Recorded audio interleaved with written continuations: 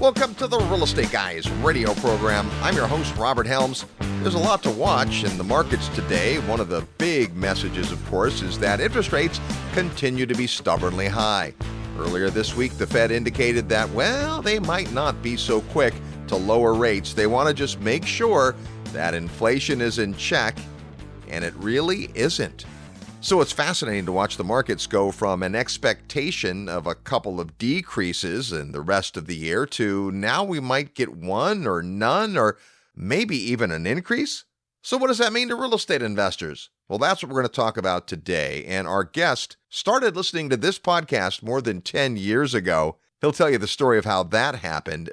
And although he's a big macro thinker with a really popular channel, at his heart, he's a real estate guy, so we'll hear about his real estate investing in both the U.S. and Colombia, and you'll get some lessons about what it takes to invest offshore if you're interested. But our primary discussion is going to revolve around this concept of volatility. That is, how much prices can change over time. And to most investors, the more volatility, the more risk. The more volatility, the more hesitation. Add to that the fact that we see the stock market continuing to bump against all-time highs, gold passing another high this week, Bitcoin hitting a high and then low and then close to the high and then low and then close to the high. Kind of makes you happy to be a real estate investor. But the only constant is change, and not only are the markets kind of difficult to navigate right now, but it's an election year. So in a lot of ways, all bets are off, which is exactly why you got to get around super smart people. And you'll meet one of them today. When we come back, our friend George Gammon is back on the Real Estate Guys radio program. Hey everybody, Tom Ziegler here. You're listening to the Real Estate Guys with the one and only Robert Helms.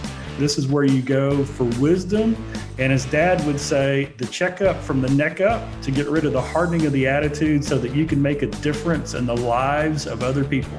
So glad you're here. Welcome back to the Real Estate Guys radio program, now in our 28th year of broadcast. We love talking about real estate, but you got to step back and look at the bigger picture, which is why we like to hang around smart guys that know macroeconomics. Today, back on the show, our good friend George Gammon. Hey, George. Hey, Robert. Thanks for having me back, buddy. Absolutely. It's always great to have you on the program because you bring a unique perspective. You spend a lot of time looking at macro stuff, but you're a real estate investor. And George, folks that even watch your channel don't hear that much about your experience. Take us back to when you saw the opportunity in real estate and got involved in things like flipping houses. Yeah, I retired in 2012.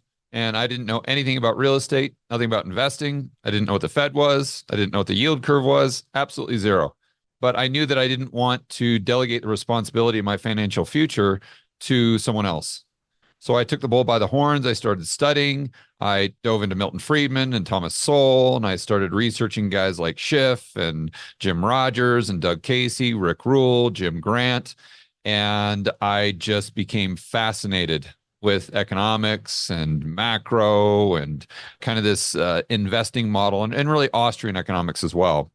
And I looked around and I said, okay, well, Jim Rogers has a philosophy, and right now, and he still is my favorite investor. And he's got this bizarre concept called buy low and sell high. I don't know if you've heard of that, Robert, but it's actually a pretty good idea. I remember that from Jim. Yeah. Yeah. So I'm like, okay, well, I want to buy stuff when it's cheap and I want to sell it when it's expensive. So what around me is cheap right now? Sure enough, in 2012, that turned out to be housing.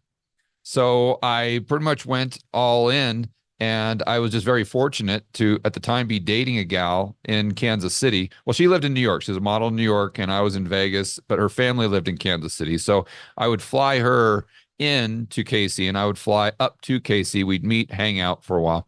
Anyway, we're out with her family, which they're fantastic people.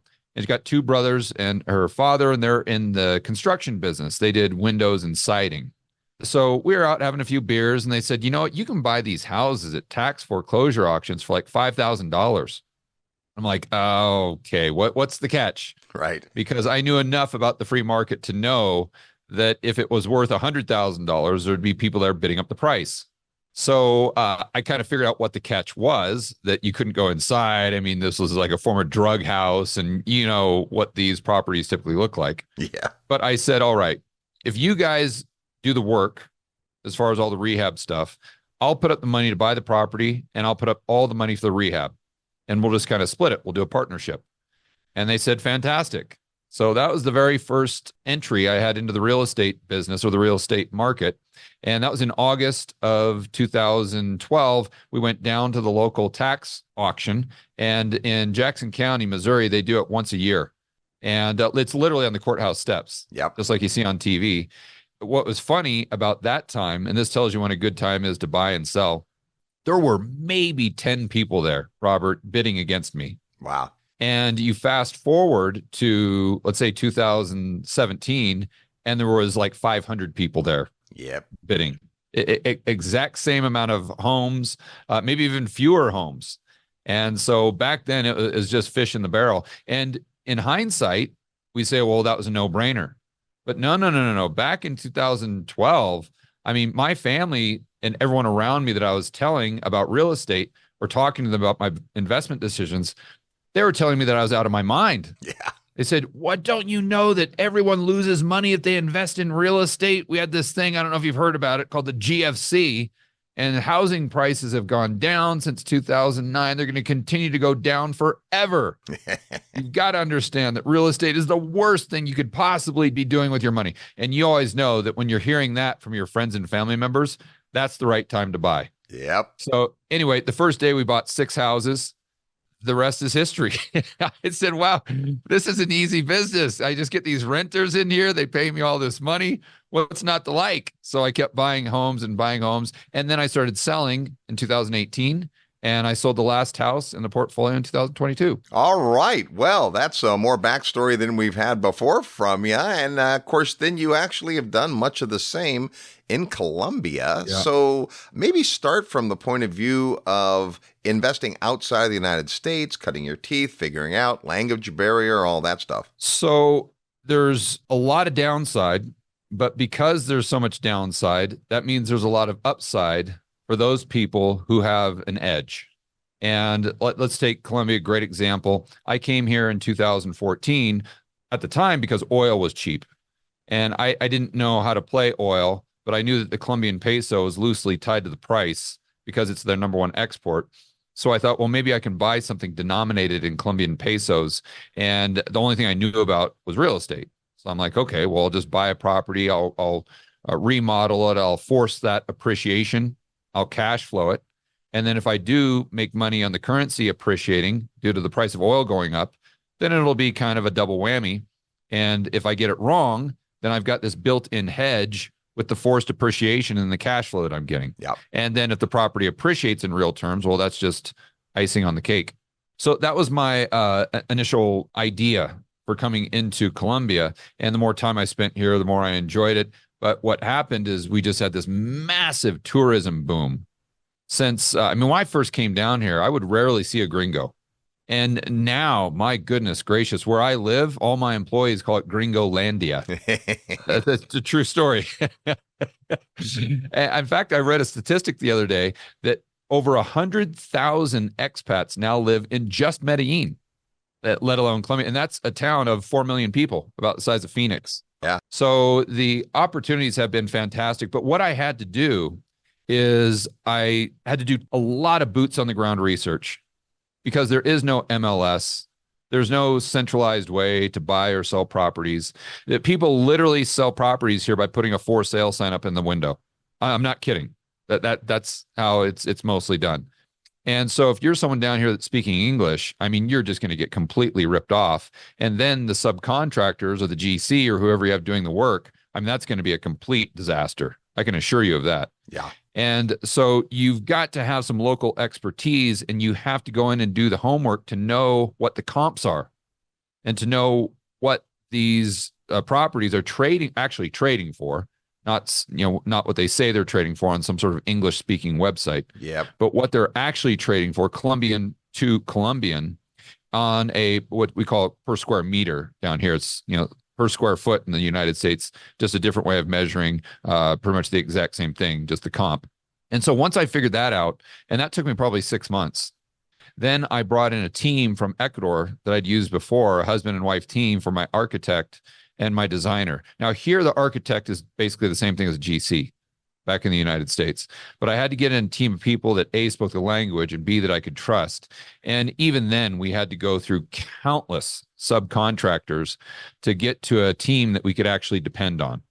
And what most gringos do is they come down, they buy the first thing they see of an English speaking website from a real estate agent that speaks English. And they think they're getting a good deal because they compare the price down here per square foot to what they might get in Miami.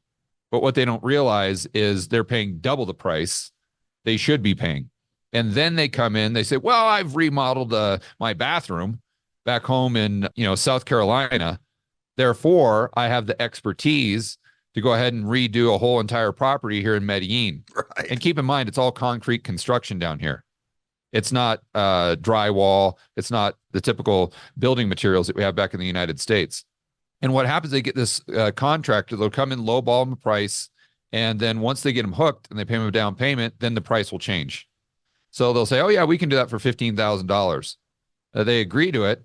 And then a week in, 2 weeks in, after they've done all the demo, and they start, well, actually, it's going to be 25. And then, when they're neck deep in it, oh, well, actually, it's going to be 35. And then when they get done, the gringo brings in someone who actually knows what they're doing.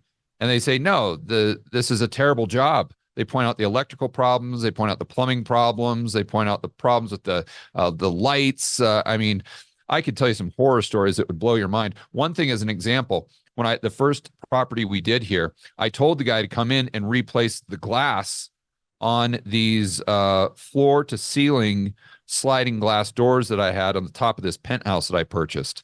And these things were like probably 15 feet high. I mean, massive, massive sliding glass doors. And so after they were installed, I came in just to check the work.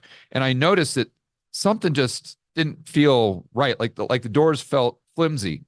And it just dawned on me. I'm like, wait a minute. Like, this is like safety glass, right? Like glass that should be in a home window. Yeah. And, it goes through the translator through Joaquin, my architect. And the guy says, oh, no. He says, you didn't say that you wanted that. I'm like, well, what kind of glass is this? Is like normal glass? And like, yeah, it's just like glass. So if my dog walked through this, it would shatter, Right. and there would be these massive pieces of glass that would literally cut my dog in half. Oh, man. And he's like, oh, yeah, sure. And like, there's no film protection. There's nothing, zero. Oh, wow. And so most Americans would never even dream that they would actually have to ask specifically for safety glass or some type of glass that was appropriate for a home. But that's the learning curve down here in Colombia. So that just goes to show you there are so many pitfalls. And that's why the gringos, 90% of them lose money. But if you're part of that 10% where you have that local expertise, now all of a sudden you can use that to your advantage, because it is true, because of the lack of MLS and the lack of information. If you do know the comps, you can, what I call, buy $1 for 50 cents because there's no liquidity. So if someone has to sell their property, you can pretty much name your price if you have the cash, and you can get it at a massive discount. Well, love that. And in fact, you did so much of that you decided to put together a little TV show about it down in Medellin. Tell us about that. Yeah, well, this was late 2018, and I was watching all of these HG TV shows back in the States. Sure. And they're incredibly popular. And basically all they did is just follow people around as they're remodeling properties. And I thought, well, I'm remodeling properties right here in Medellin. So if it's that popular in the United States, why wouldn't it be popular here? Now, keep in mind, I didn't speak Spanish, and I've never produced a TV show in my entire life. I've never been in one. I've never produced one. I've literally zero experience. So that being said, I went down to the local TV station, and I somehow got a meeting with the executives, with some of the decision makers, kind of the middlemen. And I pitched them on why they should let me do a TV show, be in the show, and produce it myself, and why they should give me an 8 o'clock time slot on Sunday evening, prime time. And they, of course, you can imagine, they were being very polite, but they looked at me like I was just absolutely out of my mind.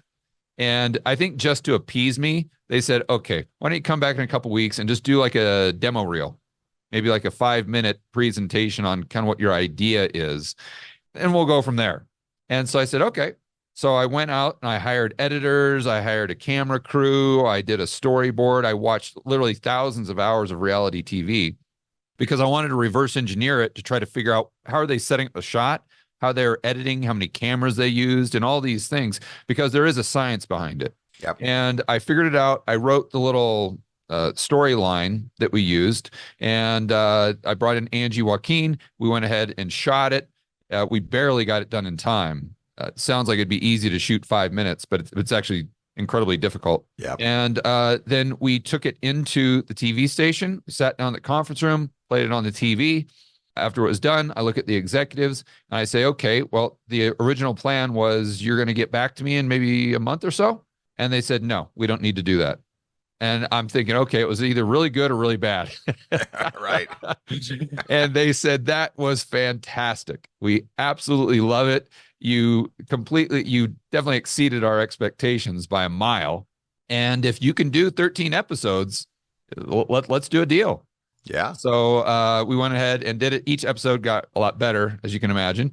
But they were very similar to what you would see in the United States. We had a lot of fun. It was hugely popular. And after the show ended, we were going to take a break before we did season 2. And that's when I started the YouTube channel. And the YouTube channel just took off to such a degree that it really didn't make sense for me to go back and do the TV show. Yep. And of course, the early days of the YouTube channel, the whiteboard videos, which you have been known for, where you break things down, often into 3 easy steps. Talk about that part. You had been learning. You were a student. As you admitted, you didn't know anything about the Fed or the curve or any of that. But now that you're learning, you're also teaching, and you had the production crew. Yeah. So just to be clear, I almost flunked out of high school. And I've never taken a finance class. I've never taken an econ class. I've never taken a business class, for that matter. And that didn't seem to impact me too negatively. So, Yeah. but I just loved macroeconomics. I mean, it became a passion. It became almost an obsession.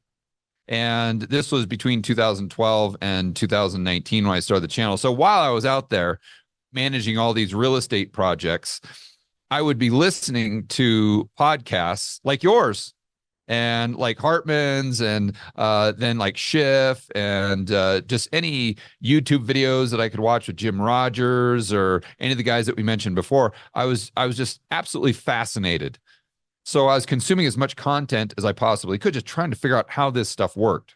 And then in 2019, when we first started the YouTube channel, I thought, well, no one would want to watch a video on macro, so I'll just do a couple videos on real estate. But deep down, the macro stuff is what I really wanted to talk about. So then I did a couple videos on, I forgot what it was, but it was something outside of the real estate topic. And those were the videos that actually did really well. So I thought, well, this is a win-win because I can talk about the stuff that I'd really like to talk about. And that's what people seem to want to watch. So at the beginning, I was talking about very basic stuff, but I'd put it up there on a whiteboard. And actually a funny story is a lot of people assume the whiteboard was like some sort of in-depth strategy. Right. That is the complete opposite. What happened is I was trying to do videos just like talking into the camera, like we're doing right now. And I would just stumble over my words so badly, and I'd forget what I wanted to talk about. And I'd have a bullet point of a script that I wanted to discuss, and I'd forget what step 3 was. And I'm like, look, this is going nowhere. Let me just put a whiteboard behind me, and I'll write everything up on the whiteboard just to remind me of what to say into the camera. It was completely a mental crutch. And it turned out to be a very useful educational tool for the viewer, in addition to just giving me the ability to think through what I wanted to say in advance and then follow along without having to read it right off a piece of paper. Well, and of course, the brilliance of that is that it's part of your gift to be able to explain things in a way that the average person can understand, because you were that average person who learned to understand it. And now when you put it on the board, it makes it that much more succinct. Yes. And I would also say it's been a huge advantage, because although there's a lot of people that understand the monetary system, let's say, or how banking works, or how FX markets operate, or something like that, I would argue there's not that many people that may understand it to the degree to which I do, because they haven't had to teach it. So it's one thing to sit there and pontificate on the Fed's balance sheet when you're talking on CNBC.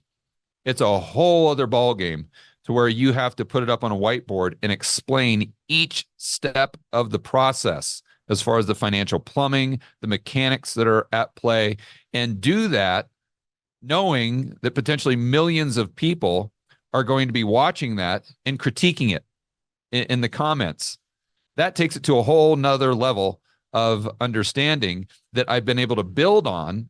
And I think that's given me a big advantage to understanding the system as well as I understand it now. Well, and that also is instant feedback. You do a lot of lives where you'll go live and you'll have people there and they'll comment and it'll be interactive. And that takes a real level of understanding. And the thing I appreciate about you, George, is if you get it wrong, you'll say, I got it wrong. Or you'll say, I used to think this, and as I thought through it more.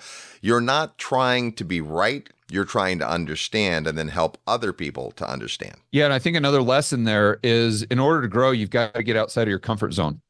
And you also have to be honest about what your strengths and your weaknesses are. Yeah. So when I first started doing these interviews, like on the Real Estate Guys, or going on Fox Business or whatever it was, I wasn't comfortable with my ability to communicate my thoughts.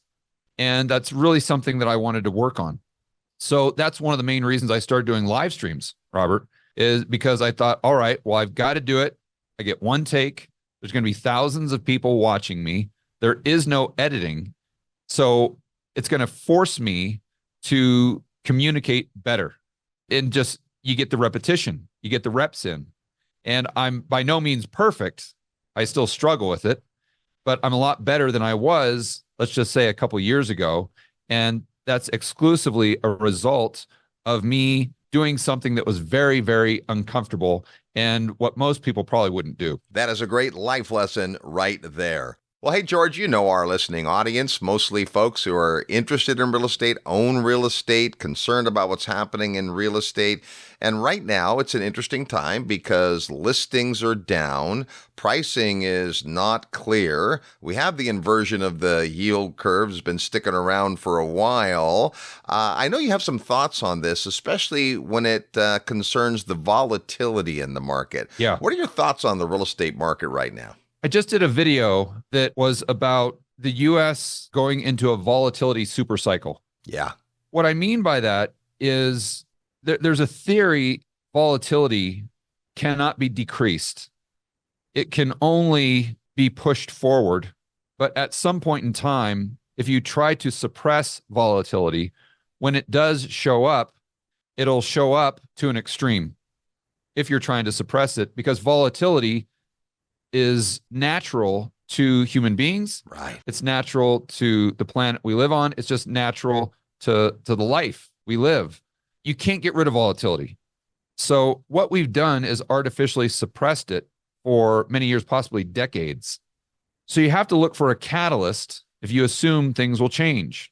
And again, if they do change and that volatility comes back, it's going to come back 10 times what we would have had if we would not have suppressed the volatility artificially to begin with. So I think one of the catalysts could be the fact that we're seeing what I'm calling the low float effect. What I mean by that, and real estate's a perfect example. As you pointed out, the inventories are almost at all-time lows. I pulled up a Fred chart the other day, and I don't know the exact metric they're using, but it was a proxy for the inventories, how many homes are for sale in the United States. And it showed that usually there's about 1.5 million. Yeah. In January of 2022, that number got down to 350,000. And now it's right back up to about 650,000. So it's still less than half of what it normally is. Yep. Most people would say, well, I got to be bullish on real estate because the inventory, or the float, if you will, is very, very low, the supply for sale, and therefore prices can only go one direction, and that's up. Right. But that's a wrong assumption. Sure is. Because what you have to understand is if prices are at an all-time low, that doesn't necessarily mean that demand is at an all-time high. In fact, demand can be at an all-time low, even though the price is high, if the supply or inventory has come down to a significant degree. So right now, if you've got price that's basically flatlining, maybe going up a little bit, maybe coming down a little bit, what that tells you is there's an equilibrium between supply and demand. So therefore, we don't even have to guess. We know definitively if supply is low and prices aren't skyrocketing, then demand is equally as low. The problem there is if you add just a little bit of supply, you're going to have a much more extreme price move than you otherwise would have had, assuming that we would have been at a natural rate of inventory at 1.5 million. If we take it to an extreme, I think the viewers can understand this concept a lot better. So we'll start with 1 million and say that prices have pretty much flatlined. That would tell you that there's 1 million homes for sale and the demand for homes right around 1 million. Yep. Okay. Now let's add 10 houses to the inventory. It's not going to move the needle too much, right? Because we've got demand at 1 million homes. Yeah. But now let's assume there are only 10 homes for sale. Again, we're just taking this to an extreme to understand the concept. Yep. And the price flatlines. That means there's demand for 10 homes. Well, if I add just five homes to that, I'm increasing the supply by 50%. Yep. So the price is not only going to drop, it's going to plummet. And the opposite is true. If I decrease the supply just by 5 units, if we're starting with 10, the price is going to rip higher. So you see, and this is a concept that's very well known in the stock market. And that's why I use the term the float, because that's the terminology they use. Yeah. But what's fascinating about the world we live in right now, Robert, is we're seeing the float decrease in almost every single asset class. Like I did a video on this the other day. We talked about real estate, how the supply there is incredibly low, but it's the same in Bitcoin, where the supply is getting lower and lower and lower because you have more and more people hodling or holding on to their Bitcoin and just not selling. And we're going into a halving where the rate of supply coming out of the market is going to continue to decrease. You say, oh, George, well, those markets really don't pertain to me. Okay, fine. How about the stock market? When we look at the outstanding shares in the S&P 500, we are at a point right now, almost at a low point, going all the way back prior to the GFC. Why? Because what happened after the GFC is all these mega corporations found that they could get super, super, super cheap loans from these banks. And the banks didn't want to lend into the real economy because why would they? Because they know the real economy isn't going to get bailed out, but they know the financial economy is. Yep. How do they know? Look at what they did during 2008. Right. That's the proof's in the pudding. So they look at their risk reward, the banksters, and they realize that it's a far better play. It's a no-brainer to lend into the financial economy. So if you're lending to these mega corporations that are quote unquote too big to fail, and you're giving them very, very cheap money, then what these mega corporations are doing is saying, hey, look, it benefits me to have the stock price go up. And I can't really do that, or I don't want to do that by working hard, because that would take too much risk. And who wants to work hard? So all I'll do is just borrow from Jamie Dimon, buy all my shares back, and artificially increase the price without having to do anything to the bottom or the top line. And this is the exact same dynamic. This is the dynamic we have seen throughout the entire S&P 500, going back to the GFC. And it's just gotten more and more and more and more extreme, just like the housing market. So you have all of these major asset classes where the supply that's available to transact or to trade hands is incredibly low. And you're right. If you do increase the demand just slightly, you're going to see a big move in the price, just like what we've seen with Bitcoin recently. With, yes, it's gone up to 70,000, but the price swings have been unbelievable. Right. When you could look at it one moment and it's down 10% for the day, and you look at it after lunch 2 hours later and it's up 20% for the day. It's going back and forth and back and forth. And then we look at home prices. I mean, you know this better than anybody. Home prices last year, nominal terms, were up by, let's just say 5%, right around there. Yep. But this year so far, they're down in the first few months. And we'll have to see if that trend continues. So we're not seeing Bitcoin volatility in the housing market, but relatively speaking, I think the volatility is going to be much, much, much higher than people are accustomed to, not only in real estate, but in the stock market and in gold. That's another thing that I analyzed, that we see the exact same dynamic playing out with physical gold. And therefore, moving forward, for people to not only survive, but thrive, I think they can't just sit back and say, well, what asset class should I own? They also have to consider the volatility. And that's more of a shift in mindset over anything else. Because unfortunately, as emotional creatures, most retail investors get whipsawed out of the market. They buy at the wrong time, they sell at the wrong time, because just this roller coaster ride, they can't handle it. And so I think that's what we're up against, definitely in the next few years. Well, and I think the average investor probably does not understand volatility because, and to some degree, it has been suppressed. And because when something does happen, like the GFC, well, there's all these reasons and all this drama and all the folks, all the talking heads that have their explanations for it. But as you pointed out recently on the video discussing this, volatility works both ways, right? Like the 5 houses either being taken away or added to the 10-house supply. Volatility can drive things up like it has, Bitcoin, and down like it has Bitcoin. Bitcoin's a great example because as a newer asset, it naturally has higher volatility. But compare that to gold, which has been around for thousands of years. We have seen all-time highs very recently in gold, but the volatility there doesn't feel the same as it does in the cryptocurrency. Yeah, but relative to the volatility you typically see in gold. That's what I'm talking about. Again, I want to be very clear. I am not saying you're going to see Bitcoin type of volatility in the real estate market. Right. That's not going to happen.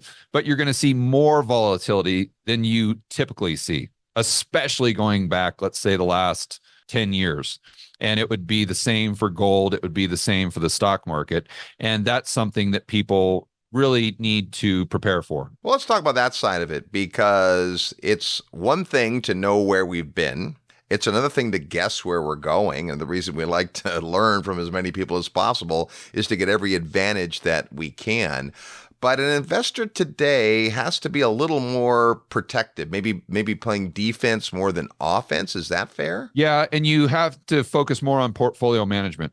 So I'm a huge fan of reading books that were written by all these guys and gals that were investors, traders, whatever you want to call them, in the 1970s, 80s, 90s, and some of them are still with us today and giving us all their incredible wisdom, knowledge, experience, etc.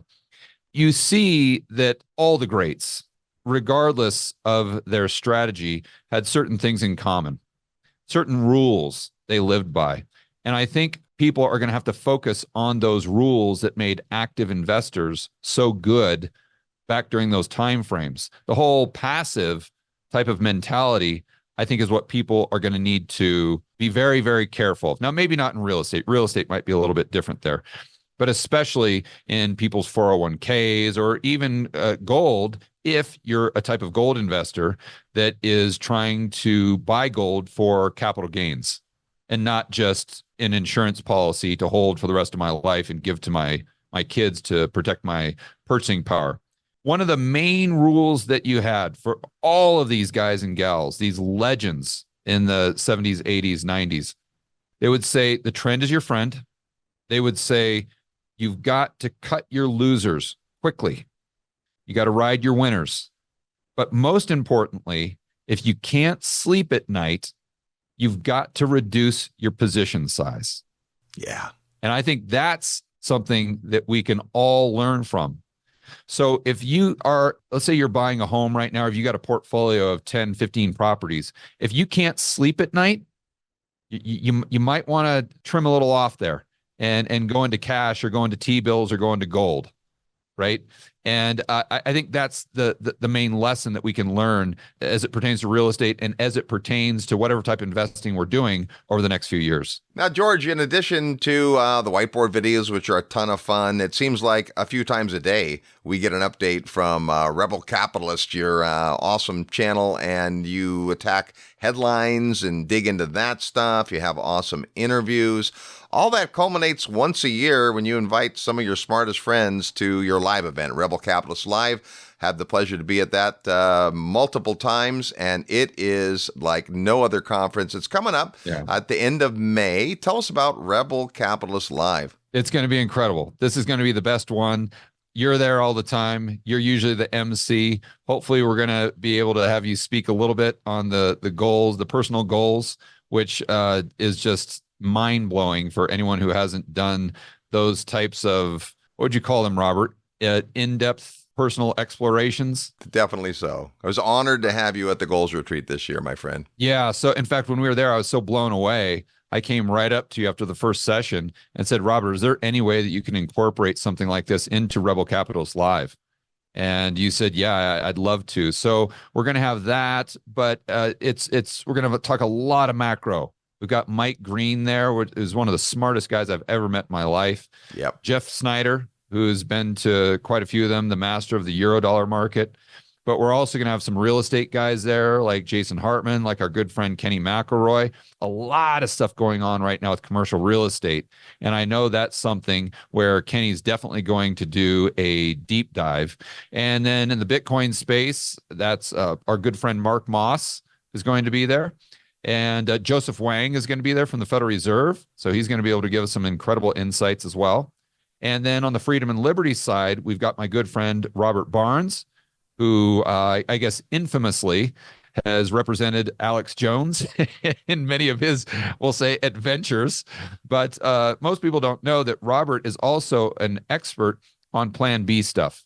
And I think right now, we talk about the volatility in asset classes. I think we're unfortunately going to have a lot of social and geopolitical volatility as well. That might be the most important thing we discuss at Rebel Capitalist Live. It's to how to make sure that you maintain your freedom and personal liberty, not just increase the size of your portfolio. And then we've got Rich Cooper there. It's going to be talking about men's issues and a lot of red pill stuff. So basically what it is it's all the stuff that I'm interested in and all the people that I like talking to. I just invite them to Orlando once a year and have them do presentations, and we have cocktail parties where you can rub elbows with all the speakers and you can meet your fellow Rebel capitalists. You can network and just gain all the knowledge and the motivation that you need to make sure that you're able to handle whatever comes our way throughout the rest of 2024. It's going to be extraordinary. It takes place in beautiful Orlando, Florida on the 31st of May and then the 1st and 2nd of June. You can get all the details and get your tickets at rebelcapitalistlive.com. And George, while we're on that topic, we've also had you as an awesome faculty member on our Investor Summits. The only ones you've been to are the Investor Summit at Sand events we've done in Belize, but we're getting back on a cruise ship in the near future for our Summit at Sea. And maybe just share with us kind of your takeaways from the event and why you keep showing up. It's one of the most well-run events I've ever seen in my life. It's not only jam-packed with information and incredible intel from amazing thought leaders in real estate and sound money and economics, but it's also I think the social event of the year. And most people think that they're just coming to a conference, but my goodness gracious, every single meal, every single breakfast, lunch, and especially the dinners are just incredibly entertaining. And you're there hanging out and doing costume parties and the talent shows, and with all these people that have a similar worldview that are all about freedom and liberty and free market capitalism. And it's just an amazing event that I really look forward to every single year. All right, man. We appreciate those kind words, and we sure appreciate your time today.